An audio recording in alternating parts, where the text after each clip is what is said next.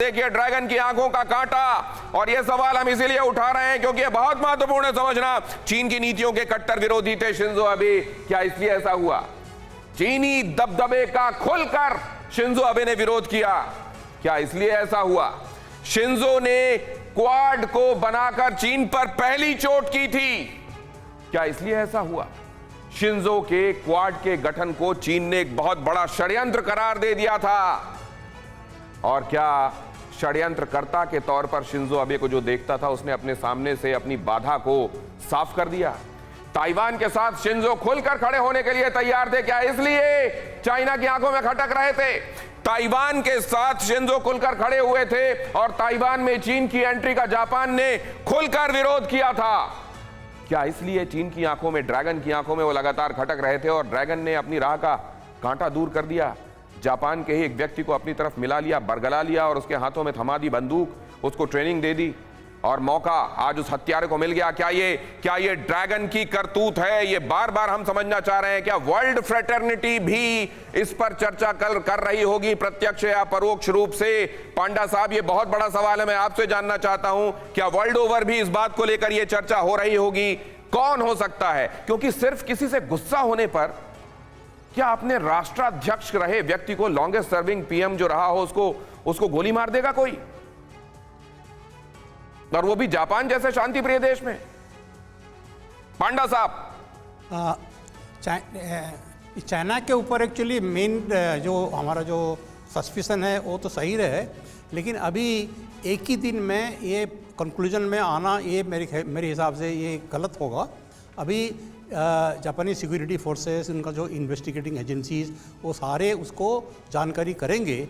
उसी के बाद उसका कंक्लूजन होगा कि ये जो आदमी जिन्होंने ये हैंडगन जो उसको यूज़ किया, इसका मकसद क्या है। क्योंकि आज ही मेरे को ये खबर आया है, मेरा कोई यंग जापानीज सब स्कॉलर साथी, उन्होंने मेरे को ये भी मैसेज दिया था कि उसको एक सस्पिशन था कि आबे एक कोई स्पेसिफिक कल्ट में जुड़े हुए थे और वो कल्ट के खिलाफ था। वो कौन सा कल्ट है और व्हाई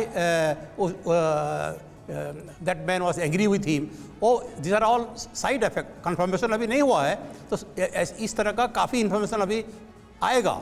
तो ये इन्वेस्टिगेटिंग एजेंसी का ये काम है। तो जैसे चाइना का ऊपर हमारा इमीडिएटली नज़र जाता है, इसीलिए कि चाइना का तो सबको मालूम है, ये China is a new bully for the whole region. लेकिन अभी ग्लोबल टाइम्स में जो रिपोर्ट आया है वो भी मैंने पढ़ के आया हूँ। उसमें ये बोला कि जो इसमें ये लिखा है कि ये जो आदमी जो उनको जो मारा है, he should be worship like a hero, so that we the hero उसको अगर चाइना अगर कह रहा है तो मतलब चाइना का उसमें डायरेक्ट इन्वॉल्वमेंट है। तो लेकिन उसको सब्सटेंशिएट करने के लिए हमारे पास तो कुछ प्रूफ भी चाहिए ना।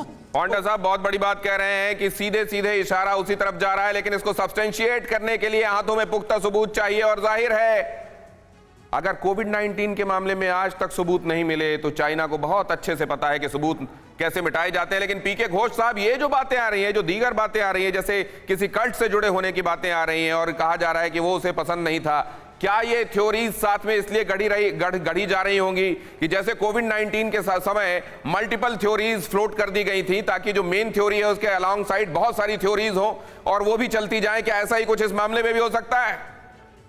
जी हाँ, उस टाइम पे भी काफ़ी कॉन्स्पिरेसी थ्योरीज आई थी और मेरे ख्याल में इस बार भी काफ़ी कॉन्स्पिरेसी थ्योरीज आएंगी।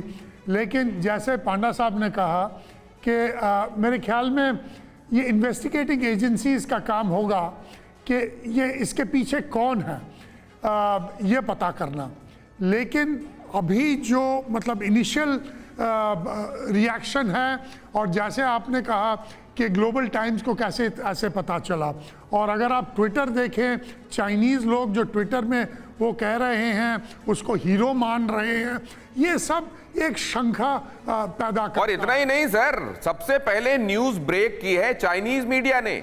जापान की मीडिया अपने एक्स लॉन्गेस्ट सर्विंग पीएम के बारे में जाहिर है जो खबर दे रही है उससे पहले न्यूज ब्रेक कर रहा है चाइना। ऐसा कैसे? उसको पहले कैसे पता है कि क्या हुआ है? क्या ये सारी बातें गुरजीत सर ये बहुत बड़ा इशारा नहीं है अपने आप में? और क्या इसके मुतालिक आने वाले दिनों में चाइना को जवाब नहीं देना होगा?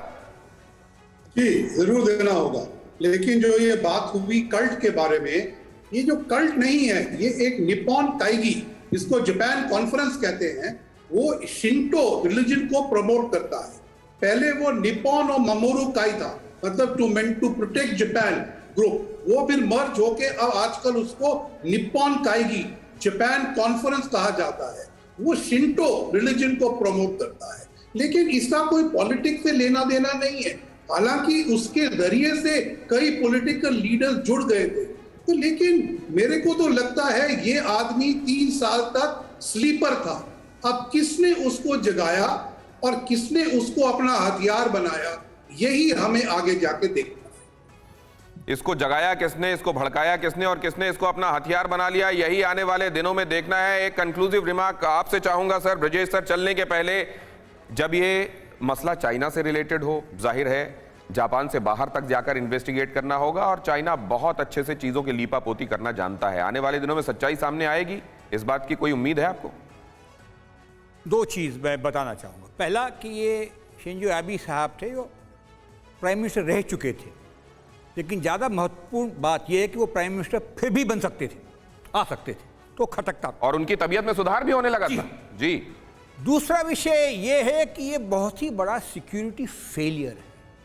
क्या ये संभव है कि ऐसा इंपॉर्टेंट व्यक्ति, जो जापानीज सिस्टम की जो सिक्योरिटी बड़ी अच्छी होती है, वो इतना करीब। तो आप ये कह रहे हैं सर कि अगर सिक्योरिटी फेल हुई है तो वहां से ये तार जुड़ते जुड़ते आखिरकार वहां तक पहुंच जाएंगे जहां तक इन्वेस्टिगेशन को पहुंचना है। बहुत धन्यवाद करूंगा, हम उम्मीद यही करेंगे कि इन्वेस्टिगेशन वहां तक पहुंचे और सच्चाई सामने आए, क्योंकि हिंदुस्तान का बहुत बड़ा दोस्त आज उससे छिन गया।